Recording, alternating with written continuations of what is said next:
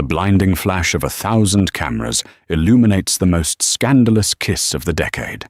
There, on the crimson carpet of the Metropolitan Legacy Gala, stands Alistair Vance, a titan of industry worth billions, his lips locked with a starlet half his age. The world's media holds its breath, capturing the blatant betrayal in high definition. This isn't just an affair, it's a public declaration of war on his marriage. But the real story isn't the billionaire's shocking infidelity. It's what happens 60 seconds later.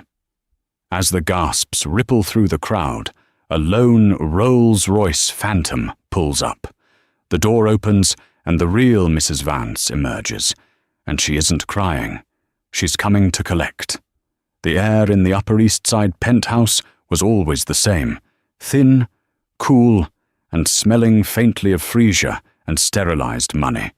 It was an atmosphere Serafina Vance had curated, just as she had curated every other aspect of their lives.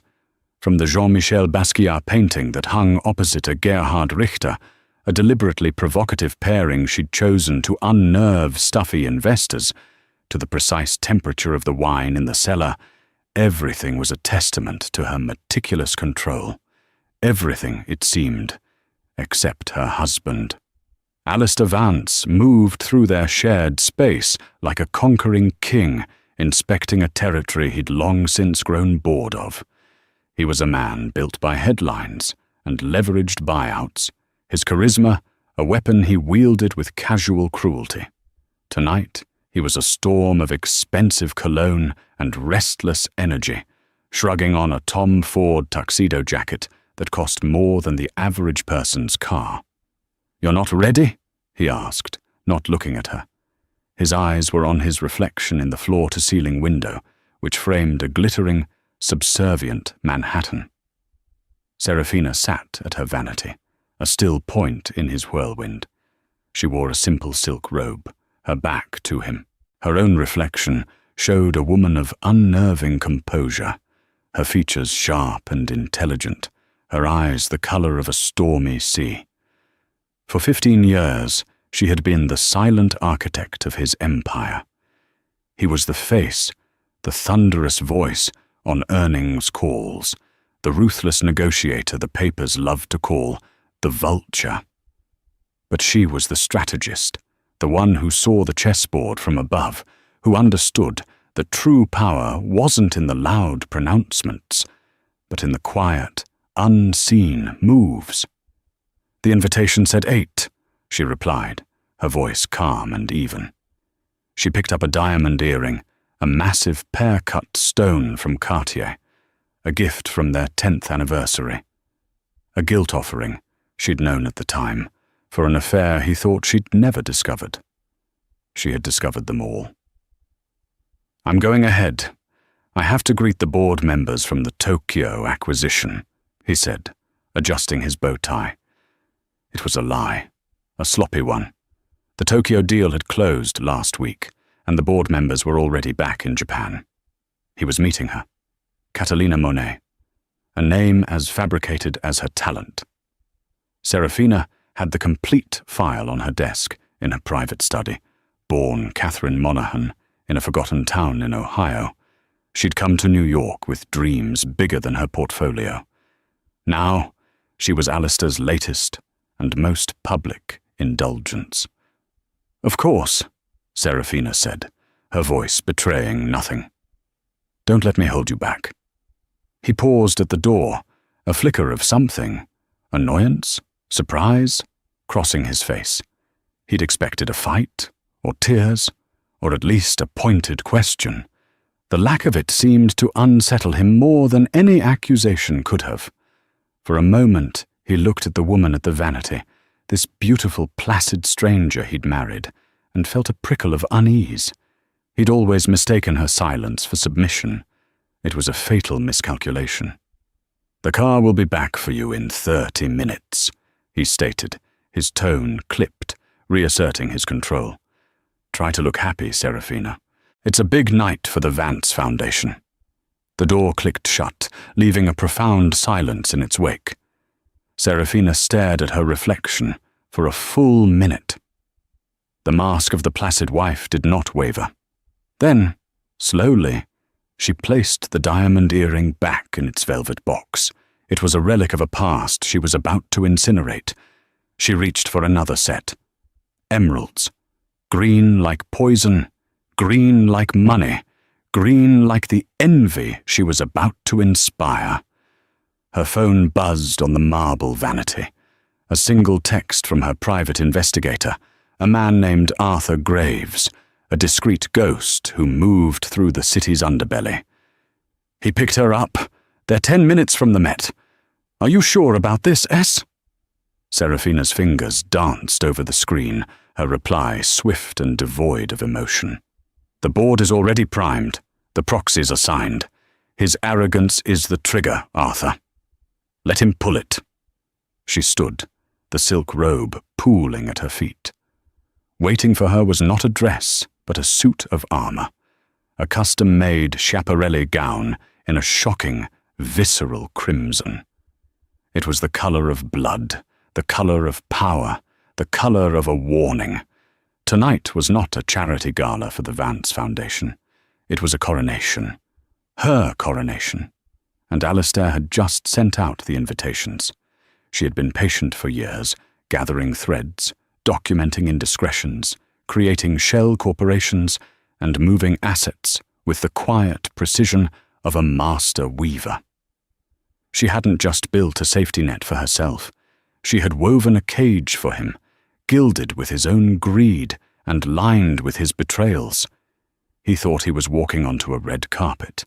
In reality, he was walking onto a battlefield she had designed, and he had just lit the signal fire for his own immolation.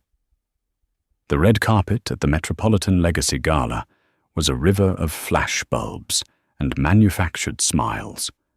It was the apex of New York society, a place where power and fame bled into one another under the merciless gaze of the world's media.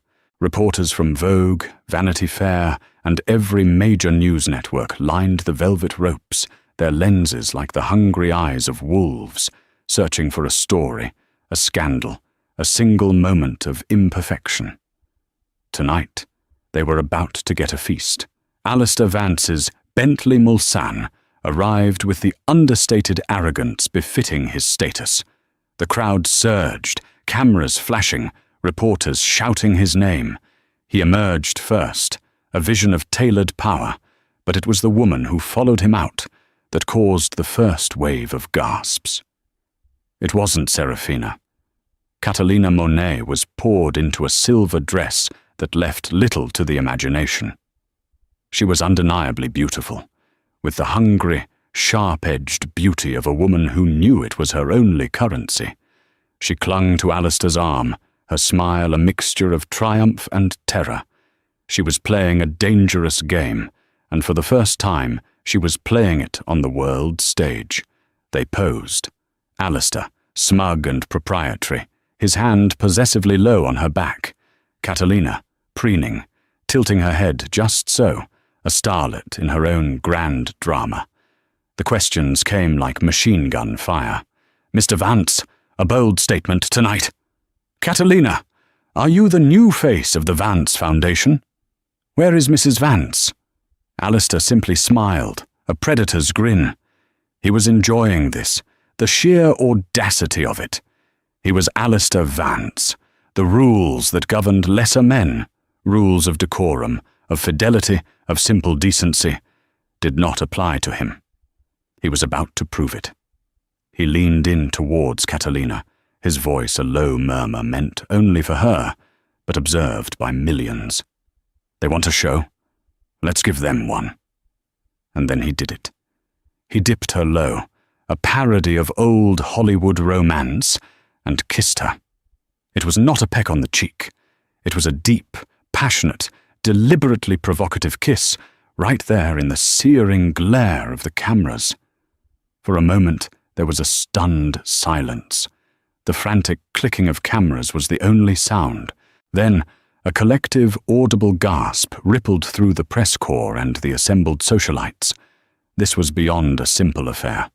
This was a public execution of a marriage. It was a declaration that Serafina Vance, the elegant, enigmatic woman who had stood by his side for 15 years, was officially replaced, discarded, humiliated on a global scale.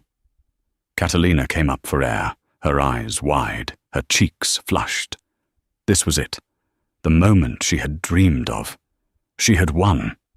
She was no longer a secret, a mistress tucked away in a St. Regis suite. She was here, on the arm of a billionaire, being kissed on the most exclusive red carpet in the world.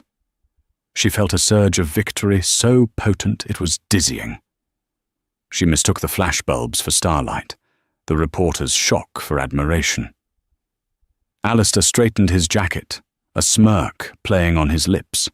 He looked directly into the lens of a nearby television camera, as if sending a message directly to his wife, wherever she was, probably crying in their cavernous penthouse.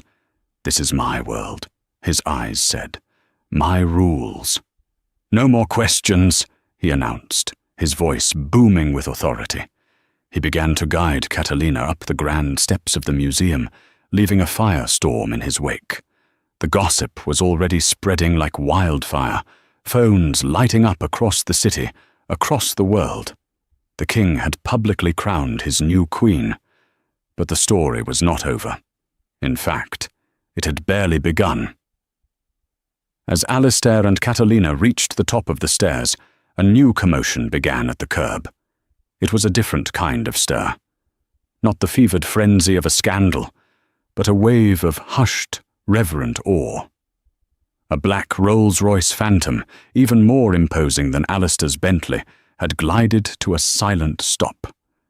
The license plate was simple: SV1. A single doorman, looking as if he were greeting royalty, rushed to open the rear door.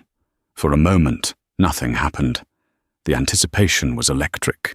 The reporters, sensing a second act, swung their cameras away from Alistair and towards the car. Then, a single leg emerged, encased in a crimson silk stiletto. It was followed by the rest of her. Serafina Vance. When Serafina Vance stepped out of the Rolls-Royce, the world seemed to slow on its axis. The chaotic symphony of the red carpet, the shouting, the flashing lights, the desperate scramble for a story, died down to a stunned, reverent hush. She did not look like a woman who had just been publicly humiliated. She looked like a woman who had come to burn an empire to the ground and dance in its ashes. Her gown was a masterpiece of defiance. The Schiaparelli crimson was so vivid it seemed to bleed into the red carpet itself, a seamless extension of her power. The cut was architectural, severe, with sharp shoulders that spoke of battle armor, and a neckline that plunged with unapologetic confidence.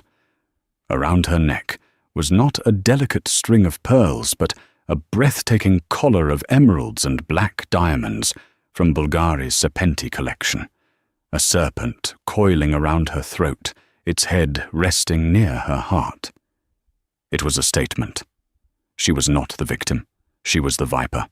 Her face was serene, her expression a mask of cool, impenetrable calm. Her hair was swept back in a severe chignon, emphasizing the sharp, intelligent lines of her face. There were no tear tracks, no redness in her eyes. Her gaze swept over the stunned press corps, not with fear or shame, but with an almost pitying authority. It was the look of a queen surveying a crowd of court jesters. She did not rush. She did not falter. She began to walk the length of the carpet alone, her posture perfect, her every movement deliberate and imbued with a grace that was almost terrifying in its control. The cameras, which had been machine guns moments before, were now like the slow, panning shots of a cinematic masterpiece. They were no longer trying to catch a scandal. They were trying to capture an icon. At the top of the stairs, Alistair had stopped, frozen. He turned, his face a mask of disbelief. He had expected her to stay home, to crumble, to call him screaming. He had not expected this. this public, magnificent defiance. Beside him, Catalina's triumphant smile had evaporated, replaced by a look of stark panic. The silver dress that had seemed so glamorous now looked cheap and desperate next to Serafina's crimson armor. The starlet suddenly looked like what she was. A stand-in, a cheap imitation who had been caught playing dress-up in the Queen's castle. Serafina reached the midway point of the carpet and paused. She turned, not towards her husband, but towards the most prominent camera, the one broadcasting live to millions. A ghost of a smile touched her lips. It was not warm, it was a promise, a threat. In that single silent moment, she commandeered the entire narrative. The story was no longer billionaire cheats on wife. It was now, Serafina Vance has arrived. She resumed her walk. As she approached the stairs, the reporters found their voices, but the questions were different now. Mrs. Vance, you look breathtaking. Serafina, who are you wearing? An incredible statement tonight, Mrs. Vance. She ignored them all, her eyes fixed on a point just over Alistair's head. She ascended the stairs, each step a hammer blow against the foundation of his world. When she reached the landing, she was finally face to face with her husband and his mistress. The air crackled. The three of them stood there, a tableau of betrayal and retribution for what felt like an eternity.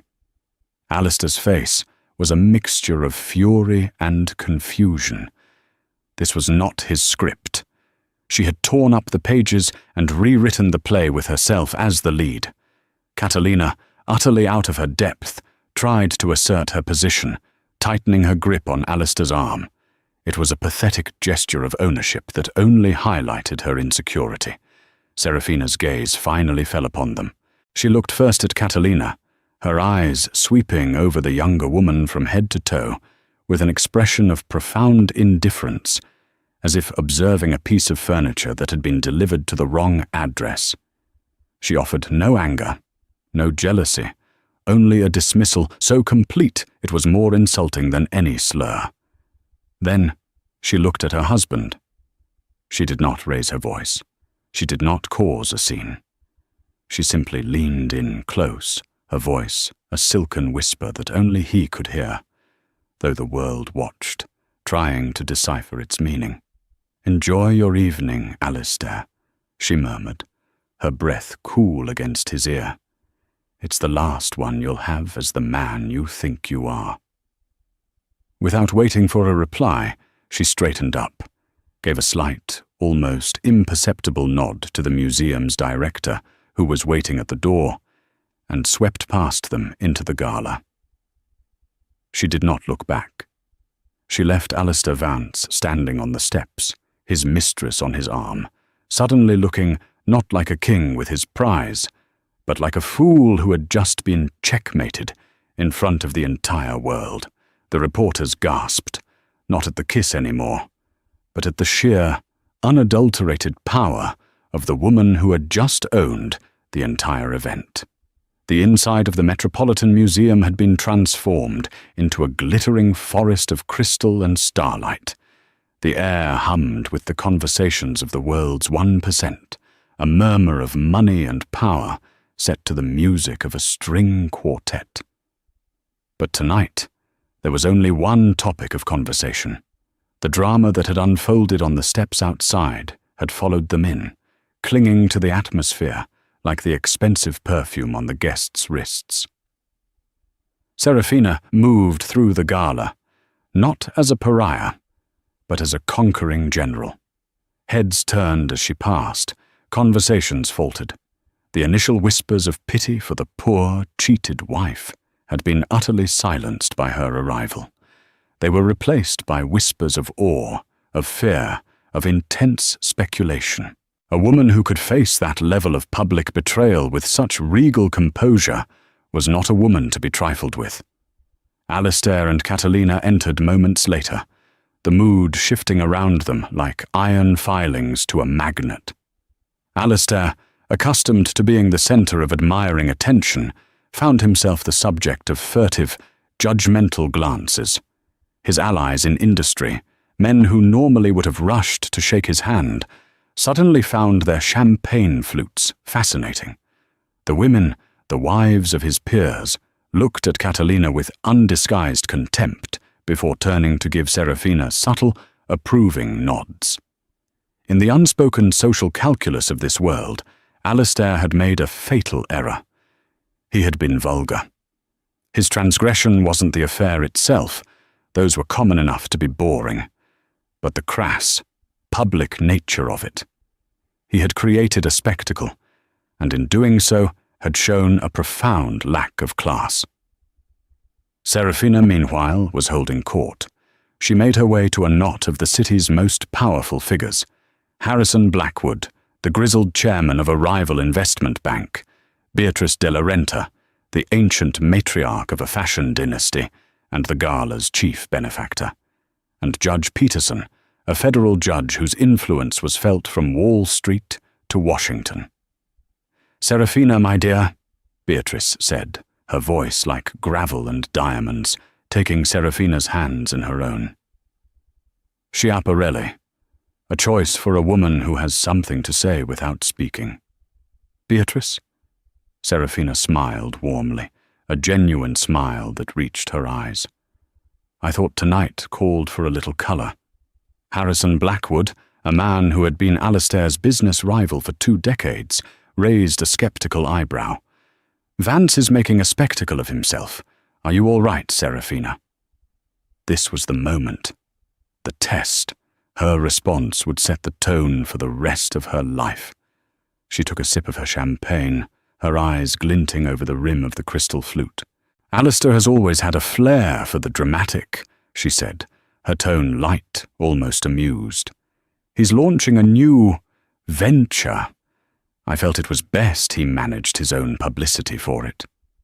She paused, letting the implication hang in the air. This wasn't a marital collapse. It was a business divergence. By framing it this way, she wasn't the scorned wife. She was a CEO announcing a demerger. The nuance was not lost on them. Blackwood's eyes sharpened with interest. This was the language he understood. Not emotion, but strategy. Meanwhile, Alistair was trying to regain control. He dragged Catalina toward a group of his board members, a forced smile plastered on his face. "Gentlemen, a wonderful evening."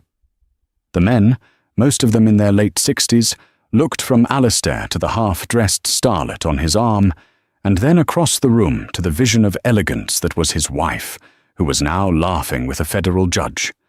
They exchanged uncomfortable glances. "Alistair," said one, a conservative named Robert Mills. "Quite the entrance." "Needed to shake things up," Alistair blustered, clapping him on the back. But the bravado rang hollow. He was losing the room, and he knew it. Catalina, sensing the chill, shrank into herself. The fantasy was curdling into a nightmare. She had imagined being welcomed into this world, feted and admired. Instead, she was being looked at like an invasive species. Serafina's mind was a whirlwind of calculations, but on the surface, she was the epitome of grace. She remembered a night, 6 months prior, that had sealed Alistair's fate. She had come home early from a charity board meeting, the quiet hum of the private elevator opening directly into their penthouse. She had heard them. Laughter from the master bedroom. Their bedroom. Catalina's shrill, theatrical laugh, and Alistair's deeper, indulgent one. She hadn't stormed in. She had retreated as silently as she arrived, went back down the elevator, and walked for hours through Central Park as dusk fell. The pain was a cold, sharp thing, but it was quickly superseded by a crystalline clarity. The marriage wasn't a partnership to be saved. It was a hostile entity from which she needed to extract herself and her assets. For years, she had channeled her brilliance into his company, her strategies earning them billions. Her name wasn't on the door of Vance Industries, but her fingerprints were on every successful blueprint. That night, she had called Geneviève Dubois, a divorce attorney known less for her courtroom theatrics and more for her reputation as a corporate assassin in couture. Their first meeting wasn't about alimony or dividing property. It was about a hostile takeover. "The prenuptial agreement is ironclad," Alistair boasts, Geneviève had warned in her clipped Parisian accent, sitting opposite Serafina in a discreet law office overlooking the park. "Read Clause 12, subsection B," Serafina had replied calmly. "The reputational damage clause. I had it drafted. It states that any act of public degradation or humiliation that negatively impacts the stock value of Vance Industries nullifies the financial caps on the settlement." Genevieve's perfectly sculpted eyebrows had risen. "And how would you prove a direct link between public humiliation and stock value?" "By ensuring they happen at the same time," Serafina had said. "Alistair is arrogant. He thinks he's untouchable. He's about to make a very big, very public mistake. And when he does, we will be ready to burn him to the ground." Now standing in the grand hall of the museum, surrounded by the powerful, Serafina felt the last vestiges of the hurt wife fall away, replaced entirely by the cold, thrilling certainty of the CEO. The party wasn't the end game. It was a public relations move, a brilliant one.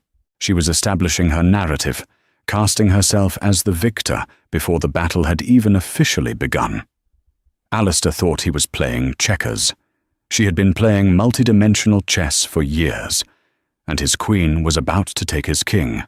While the gala continued its charade of civility, a different kind of drama was unfolding in the silent, illuminated canyons of the financial district. This was Serafina's true battlefield, a realm of algorithms and stock tickers, where fortunes were won and lost in nanoseconds. At precisely 9:47 p.m., just as the first course was being served at the gala, an alert flashed across the desk of every major financial journalist in the country. It was an SEC filing, submitted through a labyrinthine series of shell corporations based in Switzerland and the Cayman Islands, all perfectly legal, all masterfully orchestrated by Geneviève Dubois' forensic accounting team. The filing announced that a previously unknown investment consortium, Crimson Holdings, had acquired a 15% stake in Vance Industries. The shares had been bought up quietly, in small, untraceable blocks over the past 6 months. But that wasn't the bombshell. The bombshell was Crimson Holdings' stated intention: to initiate a vote of no confidence in the CEO, Alistair Vance, citing erratic and reputationally damaging behavior that posed a material risk to shareholder value. Simultaneously, an anonymous and devastatingly detailed report was leaked to the Wall Street Journal. It outlined a pattern of Alistair's corporate malfeasance, using the company jet for personal trysts, awarding a lucrative marketing contract to a company with deep ties to Catalina Monet, and funneling foundation money into vanity projects. Each claim was backed by scanned receipts, flight manifests, and internal emails. The source was untraceable, but the information was impeccable. It was the entire dossier Arthur Graves had compiled over a year of painstaking work. Back at the gala, Alistair's phone began to vibrate incessantly. He ignored it at first, trying to focus on charming a potential investor. But then his CFO's face appeared on the screen, a look of sheer panic in his eyes. Alistair excused himself, his irritation palpable. He stepped into a quiet alcove, the festive music a mocking counterpoint to the storm about to break. "What is it, David?" he snapped. "This better be important." "Alistair, have you seen the news?" David's voice was strained. "The Journal just dropped a story. It's bad. And there's an SEC filing. A group called Crimson Holdings is making a move. They're calling your character into question, demanding a vote." Alistair felt a cold dread seep into his bones, a feeling so foreign he barely recognized it. Crimson Holdings? I've never heard of them. Who the hell are they? We don't know. It's a ghost. But they have the shares, Alistair. And the timing. God, the timing with what you did on the red carpet. The board is going insane. The Asian markets open in a few hours. The stock is going to get slaughtered. Alistair's mind raced. This was a coordinated attack. Sophisticated. Brutal. It wasn't random. His eyes scanned the crowded room, searching, and then they landed on her. Serafina. She was standing by the large glass enclosure of the Temple of Dendor, speaking with Harrison Blackwood. She looked over at him, her expression unreadable, and then she lifted her champagne flute in a silent, mocking toast. Crimson, the color of her dress. The blood drained from his face. It was her. It had to be her. But how? She didn't have that kind of capital, that kind of cunning. He had always seen her as an accessory, a beautiful and intelligent fixture in his life, but ultimately a dependent. The idea that she could orchestrate a corporate raid of this magnitude was unthinkable. He started towards her, shoving people aside, his mask of charm ripped away to reveal the raw fury beneath. Catalina, seeing him charge across the room, tried to follow, calling his name, but she was just part of the wake of his destruction now. He cornered Serafina against the cool stone of the ancient temple's enclosure. "You," he hissed, his voice low and venomous. "This is you. Crimson Holdings. How did you do this?" Serafina didn't flinch. She took a final, delicate sip of her champagne and placed the empty flute on a passing waiter's tray. She looked him directly in the eye, her gaze as cold and hard as the emeralds at her throat. "You're mistaken, Alistair," she said, her voice dangerously calm. "I didn't do this. You did. You just weren't paying attention." "The money, Serafina. Where did you get the money for the shares?" he demanded, grabbing her arm.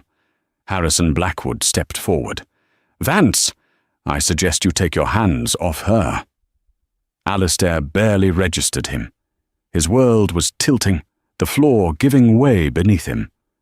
Serafina looked down at his hand on her arm with disgust, and then back at his face. For 15 years, every investment strategy, every market prediction, every successful acquisition for Vance Industries came from my research, my analysis. While you were taking the credit, I was taking a commission, a very small, legally stipulated consulting fee that was funneled into a private trust, a clause you were too arrogant to ever read in the mountain of paperwork I prepared for you. She pulled her arm free. "I didn't buy your company with your money, darling. I bought it with my salary. And now," she added, a chilling smile gracing her lips, "thanks to your little performance tonight, Clause 12, Subsection B of our prenuptial agreement has been triggered. The reputational damage clause. The cap on my settlement is now gone. Your personal fortune is next." It was the unseen blade, not a weapon of passion, but a scalpel of pure, cold logic, wielded with a surgeon's precision. He had been so busy with his public betrayal that he had completely missed the private execution that had been happening for years, right under his nose. He had thought he was the vulture, but he had been the carcass all along, and she had just begun to feast. The fallout was immediate and catastrophic.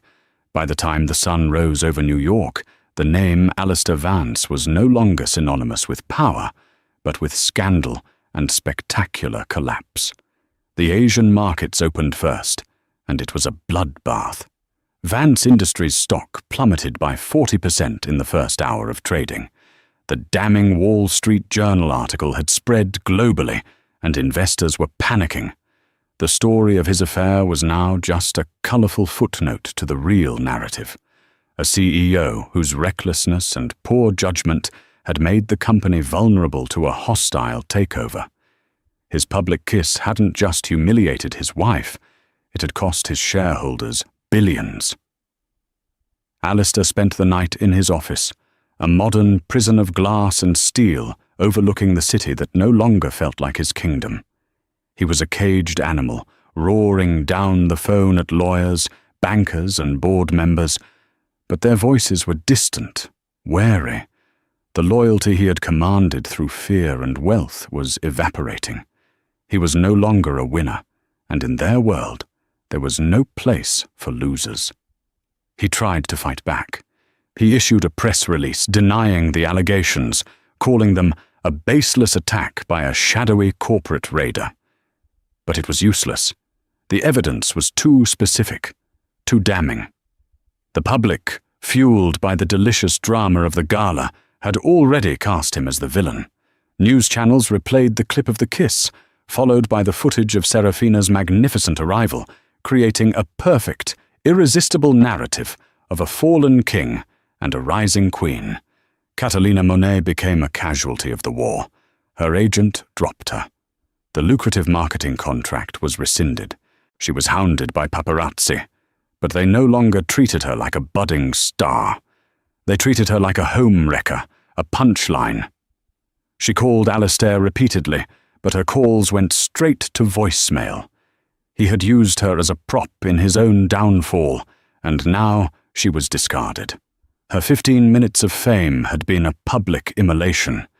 The definitive blow came 3 days after the gala. An emergency board meeting was called. Alistair walked into the boardroom, the long mahogany table filled with grim-faced men who had once fawned over him. At the head of the table, in his chair, sat Harrison Blackwood, and via a large video screen, patched in from her lawyer's office, was Serafina. She was wearing a crisp, white power suit, her expression neutral. "What is the meaning of this, Harrison?" Alistair demanded, his voice hoarse. "It's simple, Alistair," Blackwood said, his tone devoid of sympathy. Crimson Holdings, in partnership with my bank and several other key institutional investors, now controls a 51% voting bloc. We're exercising our rights. The board has voted. You're out, effective immediately. "You can't do this," Alistair roared, his face purple with rage. "It's already done."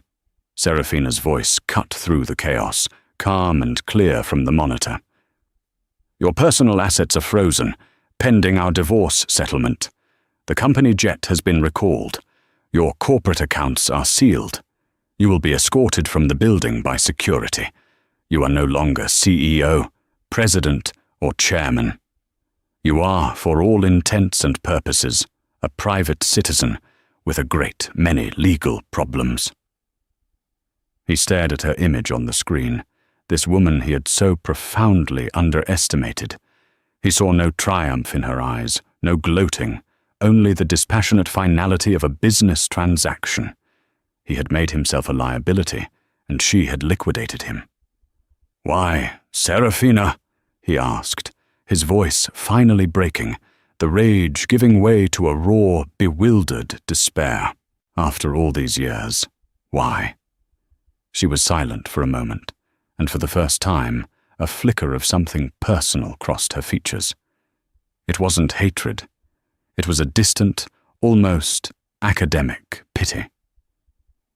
"You built this prison yourself, Alistair," she said softly. "You just never saw the bars. You demanded loyalty, but offered none. You craved admiration, but respected no one. You saw my love as a commodity, and my intelligence as a tool for your own enrichment. This isn't revenge. It is a market correction." The security guards entered the room. They were polite, but firm. As they led a stunned, broken Alistair Vance from the boardroom he had built, he passed the large portrait of himself that hung in the hallway, the one commissioned after their first billion-dollar year. It depicted him as a titan, a master of the universe. It was the man he thought he was. But as he looked at the image of his wife on the screen, her face calm and in control, he finally understood the truth. He had never been the Titan. He had only been its gaudy, disposable figurehead. The real power, the silent, patient, and utterly ruthless force, had been beside him all along. And he had been too blind to see it until it was far, far too late. 6 months later, the name Vance Industries was gone, scrubbed from the monolith of glass and steel in Midtown Manhattan. In its place, etched in elegant, formidable lettering, was a new name, Crimson. The transition had been swift and brutal. Serafina, acting as the primary stakeholder of the new controlling interest, had not taken the CEO title for herself. That would have been too predictable, too much like Alistair's own vanity. Instead, she had installed a respected industry veteran to handle day-to-day operations, while she assumed the role of executive chairwoman of the board. Her power was absolute, but it was quiet, strategic, just as it had always been. The press, which had been obsessed with the salacious details of the divorce, quickly shifted its focus. They were now fascinated by the brilliant, enigmatic woman who had outmaneuvered one of the most feared men on Wall Street. Forbes ran a cover story titled, "The Architect, How Serafina Rothschild Built and Reclaimed Her Empire." She had reverted to her maiden name, a name synonymous with old-world financial acumen, severing the final tie to her past life. Her first act as chairwoman was to clean house. She dismantled Alistair's network of cronies, purged the toxic, high-pressure culture he had fostered, and implemented policies focused on sustainable, long-term growth rather than his slash-and-burn tactics. She reinvested in research and development, established a genuine philanthropic foundation that did more than just host parties, and promoted several brilliant women within the company whom Alistair had consistently overlooked. The company didn't just survive, it thrived. The stock, now under the ticker CSON, rebounded and climbed to heights it had never reached under Alistair's chaotic leadership. Alistair Vance, meanwhile, had faded into ignominy. The divorce had been devastating. With the prenup nullified, Serafina's legal team, led by the formidable Genevieve Dubois, had systematically dismantled his personal fortune, proving that much of it was inextricably tied to corporate assets he had misused. He was left with a fraction of his wealth, enough to live comfortably, but not enough to ever wield power again. He sold the penthouse and the Hamptons estate. He was seen occasionally in Europe, looking older, greyer, a ghost at the tables he once owned. As for Catalina Monet, she had disappeared from the public eye completely, rumored to have returned to Ohio, her Hollywood dreams reduced to a cautionary tale whispered at cocktail parties. One crisp autumn afternoon, Serafina stood in her new office, which occupied the same top floor as Alistair's had. She had redecorated completely. The dark, masculine mahogany and leather were gone, replaced with light woods, modern art, this time by female artists, and a sense of clean, uncluttered space. The massive, egotistical portrait of Alistair was gone, replaced by a vast, abstract canvas of swirling crimson and gold. She looked out the window at the city spread before her. It was the same view Alistair had stared at, but she saw something different. He had seen a kingdom to be conquered, a reflection of his own ego. She saw a complex, interconnected system, a network of possibilities, a chessboard awaiting its next move. Her assistant's voice came over the intercom. "Madam Chairwoman, the board from the Singapore solar tech firm is on the line. They're ready to discuss your acquisition offer." A small smile touched Serafina's lips. This was her next move, a pivot into green energy, a field Alistair had always dismissed as sentimental nonsense. It was a move for the future, not the past. "Patch them through, please," she said, her voice calm, confident, and utterly in control. She sat down at her desk, not the oversized throne Alistair had used, but a sleek, functional piece of design. She picked up the phone, her emerald and diamond serpent ring glinting in the afternoon light. She hadn't destroyed Alistair's world out of simple revenge. She had done it to build her own. The red carpet hadn't been an ending. It had been a birth. The fiery, public birth of an empress, forged in betrayal, crowned in defiance, and now ready to rule. A year is a lifetime in a city that never sleeps. For Serafina Rothschild, the past 12 months had been a period of relentless, disciplined reconstruction. The name Alistair Vance was now a historical footnote, a case study taught in business schools on the perils of hubris. Crimson, under her stewardship, had become a behemoth of innovation and ethical capitalism, a stark rebuke to the corporate raiding culture of the past. Her public image was flawless, a phoenix, a titan of industry, a feminist icon celebrated on magazine covers and revered in boardrooms. She had won. The victory was total, absolute, and undeniable. And yet, there were moments, often in the deep stillness of the night, when she would stand in her new penthouse, a marvel of minimalist architecture overlooking Central Park, all clean lines and cool marble, and feel the profound silence. It was a different silence from the one she had shared with Alistair. That had been a silence thick with unspoken resentments and looming betrayals. This was a new kind of quiet, the silence of the summit. The air was thin up here, and she was utterly, completely alone. She had a staff, a board, a coterie of admirers, but no confidants. Power, she had discovered, was the most effective insulation in the world. It was on a Tuesday afternoon, as the autumn light cast long shadows across her sprawling office, that the past sent a messenger. Her executive assistant, a fiercely competent young woman named Claire, buzzed her on the intercom, her voice laced with an uncharacteristic uncertainty. "Madam Chairwoman," Claire began, "I apologize for the interruption. There is a woman in the lobby. She has no appointment, but she refuses to leave. She says she will wait all day if she must." She gave the name Catherine Monaghan. Serafina froze, her fingers hovering over a tablet displaying quarterly projections. Catherine Monaghan. The real name. The Ohio name. A ghost in a bargain bin dress, rattling the chains of a life Serafina had meticulously demolished. Her first instinct was a cold, swift denial. Have security remove her.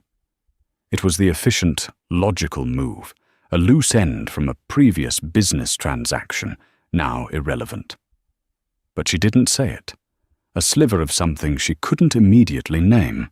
Not pity, perhaps curiosity, or the strategist's innate dislike for an unresolved variable, held her back. What could this woman possibly want? The money was gone. The man was gone. The life she had coveted was a heap of ashes. "Send her up, Claire," Serafina said, her voice betraying nothing of the sudden turbulence in her mind. "See that we are not disturbed for the next 30 minutes. A few moments later, the heavy oak door to her office swung open. The woman who walked in was almost unrecognizable. The brassy blonde hair was now a mousy, natural brown, cut in a simple, unstylish bob. The predatory ambition in her eyes had been replaced by a deep, weary exhaustion. She wore a plain grey coat and jeans. The last time Serafina had seen her, she had been dripping in borrowed diamonds and desperation on the arm of a billionaire. Now, she just looked like a woman who had taken a long, hard fall back to earth. "Mrs. Vance." "Ms. Rothschild," Catherine corrected herself, her voice quiet, tentative. "Thank you for seeing me." Serafina remained seated behind her enormous desk, a slab of polished obsidian, that served as both a workspace and a barrier. She gestured to one of the chairs opposite her. "Please, sit." Catherine sat on the edge of the chair, looking small and out of place amidst the soaring ceilings and priceless art. She didn't look at Serafina, but at her own hands, twisting them in her lap. "I'm sure you're wondering why I'm here," Catherine began. "I don't want money. I know there's none to be had. Not from you, not from him. I needed to ask you something." Serafina waited, her face a mask of polite neutrality. She would not offer an inch of emotion. This was a business meeting. Catherine finally looked up, and her eyes were surprisingly clear. The terror and triumph of that night at the gala were gone. What remained was a raw, painful sobriety. "He told me he loved me," she said, the words simple, unadorned. "He told me you were just a business partner, an arrangement, that you hadn't shared a bed in years. He said your marriage was a loveless cage, and he was desperate to get out. He promised me everything, a career, a future, a family." She let out a short, bitter laugh. "I was so stupid. I know that now. I was a cliché from a bad movie. But I believed him. I believed him because I wanted to. When he kissed me on that carpet, for 1 second, I thought I had won. I thought my real life was starting." Serafina's composure was a fortress, but a flicker of an old memory breached the walls.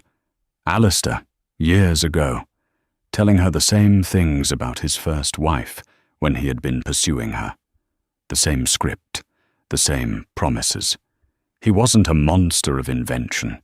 He was a machine of repetition, finding a new gear to grind with each new person he consumed. "Your point, Miss Monaghan?" Serafina's voice was cool.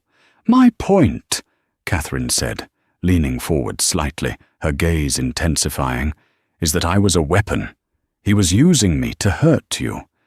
But you were using me too, weren't you? My file, your investigator. You knew he was bringing me to the gala. You knew he was going to do something stupid and public. You wanted him to. That kiss, it wasn't just his betrayal of you. It was the trigger for your trap. I was the bullet in your gun."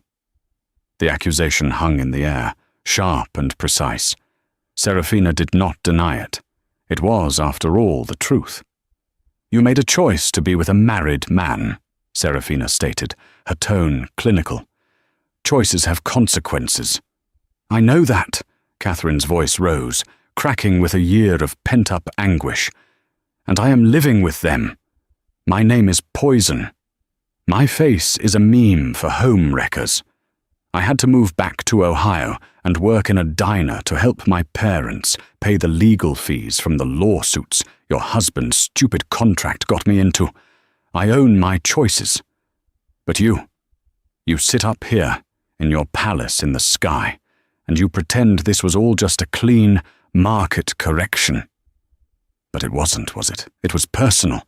He broke your heart, and so you broke his world, and mine along with it." For the first time, Serafina felt a genuine crack in her armor. She had thought of Catherine as an obstacle, a variable, a tool. She had never truly considered the human cost for the woman who had been the public face of the scandal. She had dehumanized her rival just as effectively as Alistair had. Catherine seemed to sense the shift. She leaned back, her brief flare of anger spent, leaving only the exhaustion behind. Her next words were not an accusation, but a genuine soul-weary question. "I have to know," she said, her voice dropping to a whisper. "Was it worth it? All this?" She gestured vaguely at the opulent office, the city skyline, the empire at Serafina's feet. "Did it fix what he broke in you? Are you happy now?" The question pierced Serafina with an unexpected force. "Are you happy?" It was such a simple question. Yet no one had dared ask it of her in a year. They asked about her projections, her strategies, her acquisitions. They did not ask about her heart. She looked past Catherine, out the vast window at the panorama of her victory. She had power, respect, freedom, and more wealth than she could ever spend. She had avenged herself with a brilliance that would be spoken of for generations. She had everything she had fought for. But happy? Happiness was a warmth, a connection, a quiet sense of peace. Her life was a marvel of engineering, a perfectly functioning, climate-controlled machine. It was not warm. Her connections were transactional, and peace. Peace was a distant shore she had not yet reached. The vigilance never ended. The memory of the betrayal, though avenged, had left a permanent shard of ice in her soul. She had won the war, but she had become a creature of it, forever scanning the horizon for the next threat. She finally turned her gaze back to Catherine Monaghan, to the other woman he had broken. She saw not a rival, but a reflection in a warped mirror, a younger, more naive version of a woman who had once also believed the promises of Alistair Vance. No, Serafina said, the single word costing her more than any billion-dollar deal. Her voice was quiet, stripped of its usual authority, leaving only a raw honesty. It is not a cure for the wound. The victory is in the survival, Ms. Monaghan, not in the spoils. She stood up and walked to a smaller personal desk in the corner of the room. She wrote something on a piece of her personal stationery, folded it and slid it into an envelope. She walked back and handed it to Catherine.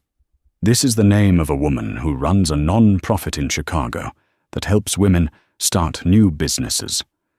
There is also a cashier's check that will cover your parents' legal fees and your relocation. It is not an apology. It is, as you said, a consequence. You were collateral damage in a war you didn't understand. I am correcting the balance sheet. Catherine stared at the envelope, her eyes welling with tears for the first time. Why? Because my empire is built on sound principles, Serafina said, her voice regaining a fraction of its cool command. And I do not abide loose ends or unbalanced ledgers. Your association with Alistair Vance is over. Your association with me is now concluded. What you do next is entirely your own. Catherine stood, clutching the envelope, and for a moment the two women simply looked at each other across the vast expanse of the office. They were not friends, not enemies, not rivals anymore. They were two survivors of the same shipwreck, standing on opposite shores. After Catherine had gone, Serafina walked to the window.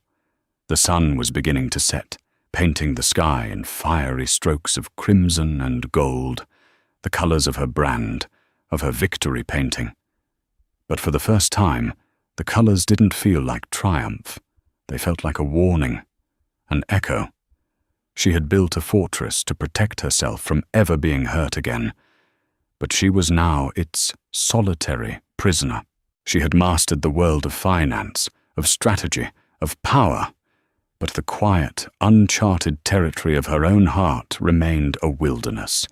The battle was won, but she was beginning to understand that the search for peace was a war fought entirely on her own, and it had only just begun. And so, the reign of Alistair Vance ended, not with a bang, but with the quiet, decisive click of a boardroom door. Serafina Rothschild proved that the most powerful move isn't always the loudest. Sometimes it's the one nobody sees coming until it's too late. She didn't just survive a public humiliation. She weaponized it, turning a moment of profound betrayal into the greatest leverage of her life. This wasn't just a divorce. It was a hostile takeover of her own destiny. What do you think? Was Serafina's plan a stroke of genius or a cold-hearted masterpiece of revenge? Could Alistair have ever seen it coming? If you love stories of epic comebacks, brilliant strategy, and seeing power shift in the most dramatic way possible, then show some love by hitting that like button. Share this video with anyone who knows that true strength often works in silence. And most importantly, subscribe to our channel for more stories where the game is played for the highest stakes. Let us know in the comments below. What was the single most powerful move Serafina made?